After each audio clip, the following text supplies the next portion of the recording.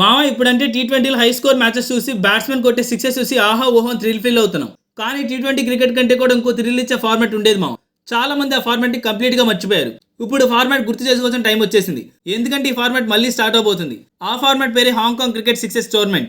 ఈ ఫార్మాట్ చాలా డిఫరెంట్ గా ఉంటుంది. ఎంత డిఫరెంట్ గా అంటే మన చిన్నప్పుడు ఆడిన గల్లీ క్రికెట్ గుర్తొస్తుంది అది విన్నాక.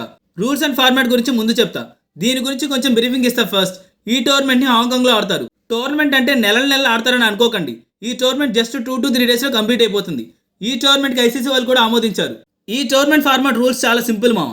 ఇది 6 సైడ్ టోర్నమెంట్ మామ. 6 సైడ్ అంటే ప్రతి టీంలో జస్ట్ 6 ప్లేయర్స్ మాత్రమే ఉంటారు. ప్రతి టీం 5 ఓవర్స్ మాత్రమే ఆడుతుంది. ఈ 5 ఓవర్స్ ఆడేటప్పుడు ఏ బ్యాట్స్మెన్ అయినా 31 రన్స్ కి రీచ్ అయితే ఆ ప్లేయర్ రిటైర్ అయిపోవాలి. రిటైర్మెంట్ అవడం మ్యాండేటరీ కూడా. వాళ్ళ టీం వికెట్స్ ఫాస్ట్ గా పడిపోతే మళ్ళీ రిటైర్ అయిపోయిన ప్లేయర్ ఆడొచ్చు.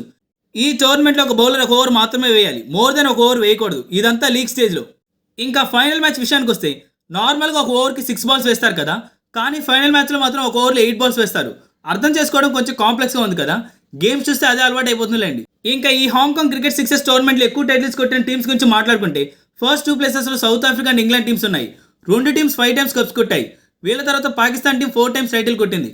శ్రీలంక ఒకసారి, ఆస్ట్రేలియా ఒకసారి, వెస్టిండీస్ ఒకసారి, మన ఇండియా కూడా 2005లో ఈ టోర్నమెంట్ కప్ కొట్టింది. అసలు ఈ టోర్నమెంట్ స్టార్టింగ్ గురించి మాట్లాడుకుంటే ఈ టోర్నమెంట్ 1993లో స్టార్ట్ అయింది. 1997 వరకు ఎవ్రీ ఇయర్ టోర్నమెంట్ జరిగేది. మళ్ళీ 2001లో స్టార్ట్ చేశారు. 2012 వరకు నాన్ స్టాప్గా ఎవ్రీ ఇయర్ ఆడారు. మళ్ళీ దీని తర్వాత లాస్ట్ టైం 2017లో ఆడారు. దాని తర్వాత ఈ టోర్నమెంట్ ఎప్పుడు జరగలేదు. ఈ సంవత్సరం ఈ టోర్నమెంట్ మళ్ళీ రీస్టార్ట్ చేయబోతున్నారు మామ. ఈ సంవత్సరం నవంబర్ 1st and 2nd డేట్స్లో ఈ టోర్నమెంట్ స్టార్ట్ అవుతుంది. ఈసారి ఎలా ఉండబోతుందో చూడాలి మనం. ఇంతకీ మీరు ఈ టోర్నమెంట్ చూస్తారా మామ?